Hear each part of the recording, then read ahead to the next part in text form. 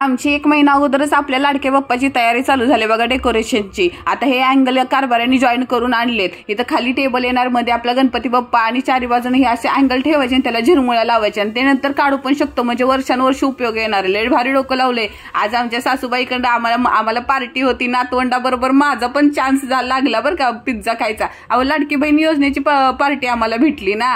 आता तुम्हाला पण तुमच्या सासूनं पार्टी दिली का? आता हे सगळं सामान आहे ना, उद्या आई गावाला जाणार आहे म्हणून सगळं घरातलं होतं नव्हतं तेवढं कबाड सगळं काढलं। आईनं तर बाबा त्या जुन्या जीनच्या पॅन्टावर असलं टप्प बादल्या घेतलेत ना, मी तर शॉकच झाली। अहो एवढं मोठं ढोलगं तयार झालं, त्यात वेलवेटच्या पडद्यानं तर ते पिशवीच फाटली। ह्याला म्हणतात सरळ पोत्यात घालून हाणणे, ही म्हण इथं लय भारी बघा सूट झालेलं आहे। असं त्या पडद्याला सामानाला पोत्यात घातलं आणि ये दनादन तिघांनी चारी बाजूनं बुक्क्या दिल्यात ना। अहो सखीनो अभि तो टेलर बाकी आहे, अजून लय सामान भरायचंय ना।